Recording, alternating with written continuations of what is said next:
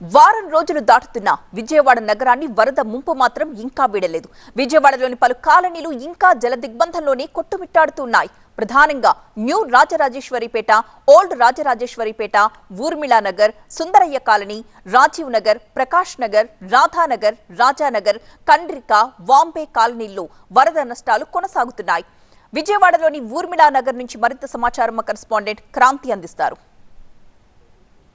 ప్రస్తుతం నేను వరద ముంపుకి గురైనటువంటి న్యూ రాజరాజేశ్వరి, ఓల్డ్ రాజరాజేశ్వరి ఏరియాలో ఉన్నాను. మన బ్యాక్గ్రౌండ్లో చూస్తే గనక దాదాపు వరద ప్రవాహం విజయవాడను ముంచెత్తి ఇవాళకి 8వ రోజు.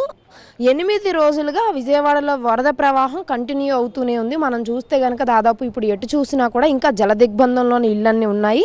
50-60% పబ్లిక్ ఇంకా ఈ ఇళ్లలోనే ఉన్నారు. వరద ప్రవాహం తగ్గుతుందేమో అని. కానీ వాస్తవానికి ఇవాళ రేపు ఎన్టీఆర్ జిల్లాతో పాటు అటు తెలుగు రాష్ట్రాల రెండింటికి ఆరెంజ్ రెడ్ అలర్ట్ ఉంది. ఇంకా భారీ వర్షాలు పడేటటువంటి అవకాశం ఉంది. ఖమ్మంలో కూడా భారీ ఎత్తున వర్షం పడుతుంది. ప్రకాశం బ్యారేజ్కి సైతం వచ్చేటటువంటి వరద ప్రవాహం పెరిగింది. ఇక బుడమేరుకు సైతం వరద ప్రవాహం పెరిగినటువంటి పరిస్థితి కనిపిస్తోంది. సో ఇప్పటికే నిన్నటి నుంచి అధికారులందరూ కూడా అప్రమత్తమయ్యారు.